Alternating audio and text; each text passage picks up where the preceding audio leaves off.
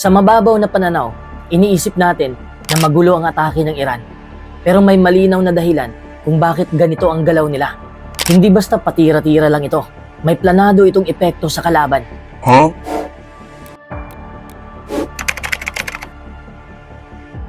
Kung titingnan mo ang mga atake ng Iran, sa unang tingin, parang lahat patira-tira lang. Parang walang plano. Pero sa totoo lang, may plano sila sa likod ng tila kaguluhan. Ang strategy ng Iran ay intentionally magulo. I mean, sinadya nilang ipagwatak-watak ang atake nila. Para mas malinaw, isipin mo na parang naglalaro ka ng hide and seek o tago-taguan. Sa tago-taguan, ang seeker ang taong naghahanap at humahabol sa iba para mahuli sila. Ang objective niya ay hanapin at makapture ang nagtatago. Kasi yun ang rule ng laro. Ang US at Israel ay parang seeker. Sila ang aktibong naghahanap at umaatake sa mga target ng Iran para pilitin itong humina o sumuko. Kaya sinisira nila ang mga missile sites, command centers at infrastructure ng Iran ng diretso. Ang Iran naman ang parang nagtatago sa larong tago-taguan.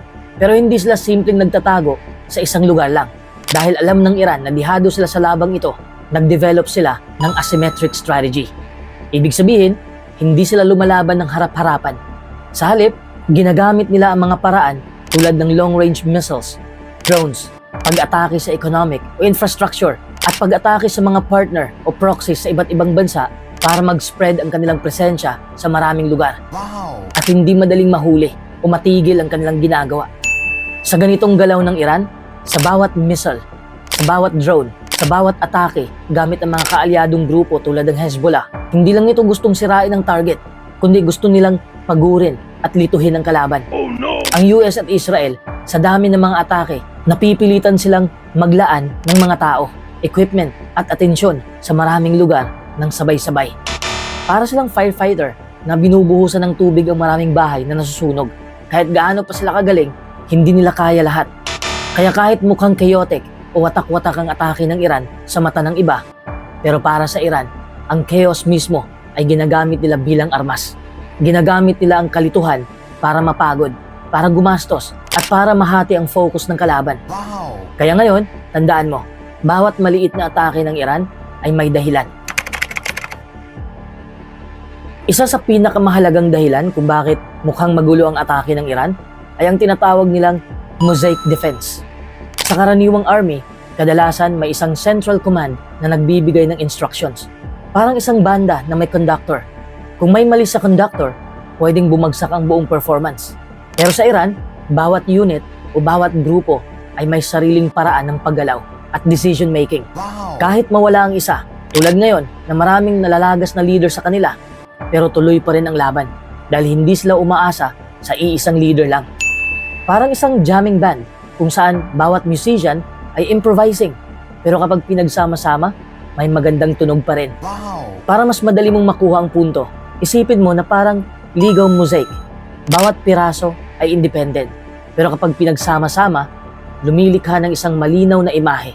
Kaya ang bawat drone strike ng Iran, bawat missile launch o galaw ng proxy forces ay parang isang maliit na piraso ng mosaic.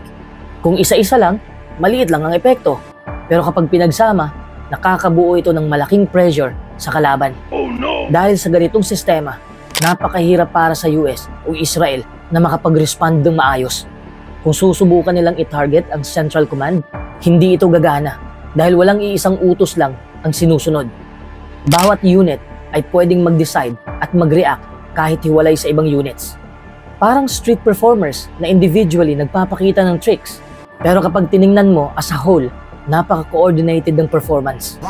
Kaya kahit mukhang chaotic at random sa mata ng ibang observer, sa Iran, ito ay resilient at adaptive.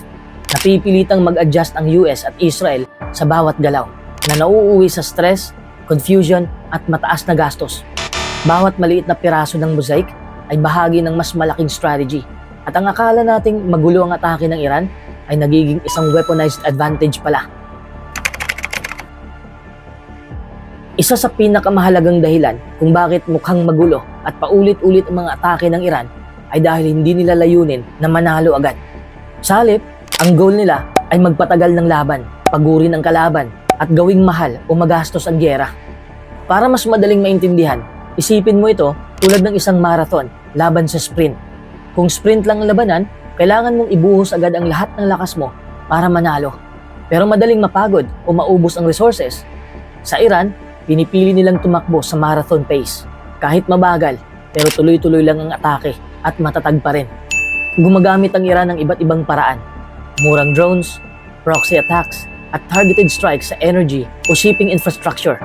Individually, maliit lang ang epekto, pero kung paulit-ulit at magkakaibang fronts, napipilitang mag-adjust at gumastos ng sobra ang kalaban. Oh no! Imagine mo na parang isang chess player na hindi lang diretso ang atake sa king, kundi ginagamit ang pawns para gradually makontrol ang board, mag-create ng traps, at pilitin ang kalaban na gumalaw sa paraan na gusto mo. Huh? Every small move counts. At kahit maliit na atake, nagdadagdag sa pressure.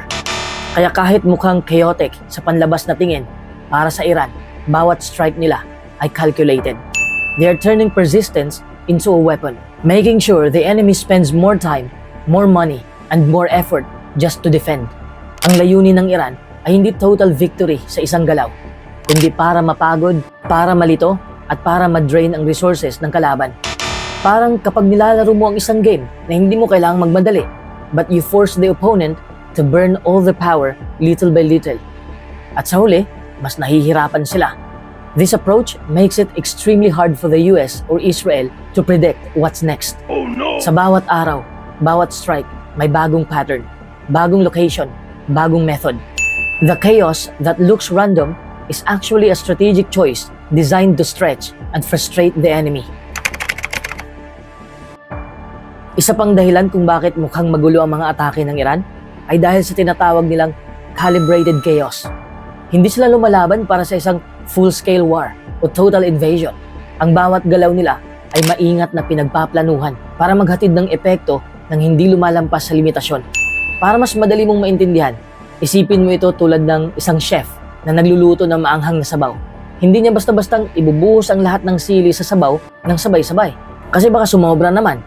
Sa halip, unti-unting ina-adjust ang spice. Bawat pakurot ng sili ay may epekto, pero hindi labis. Ganon din ang Iran sa giyera. They apply pressure strategically, but not all at once. Ginagawa ng Iran ito sa pamamagitan ng episodic attacks. Ibig sabihin, may drones dito, missiles doon, atake sa shipping, at atake sa energy infrastructure sa iba't ibang timing. Wow! Individually, maliit lang ang epekto. Pero kapag pinagsama-sama mo, nakakalikha ito ng continuous stress at pressure sa kalaban. Imagine mo na parang isang video game boss na hindi biglang bumagsak. May attack siya sa iba't ibang direksyon. Parang patuloy na challenge na kailangan mong i-manage. Kahit hindi mo agad matalo ang boss, napapagod sila sa paulit-ulit na defense. Sa ganitong paraan, nakukontrol ng Iran ang intensity ng laban. Hindi nila gustong magbigay ng dahilan para sa total retaliation o invasion. Every strike is calculated, designed to harass, confuse, and drain the enemy. Oh no! Sa mata ng kalaban, mukhang unpredictable at chaotic.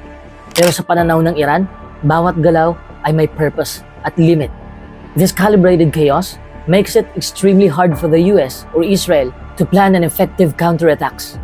They can't overcommit without risking something else, and they are forced to spread resources thin. Ang chaos na nakikita ng iba ay hindi kapuspalad lang na sabog-sabog. It's a strategic tool to extend the war, exhaust the enemy, and maintain Iran's resilience. Hindi rin natin maikakaila na may epekto rin sa Iran ang kanilang sariling mga pinsala. Kahit gaano kagaling ang strategy nila, kapag may nasirang infrastructure o nawala ng key leaders, apektado ang coordination at flow ng operasyon. Pero dahil sa mosaic defense nila, kahit may nasira, tuloy pa rin ang laban. Parang ilog na dumadaloy sa maraming sanga. Kahit mablock ang isang sanga, ang tubig ay hahanap ng ibang daan para makalabas at magpatuloy sa pag-agos. Wow! Imaginein mo ang Iran bilang isang forest ecosystem. Kapag nasunog ang isang parte ng gubat, maraming buhay ang naapektuhan at may pagkasira. Pero ang ecosystem mismo ay adaptive.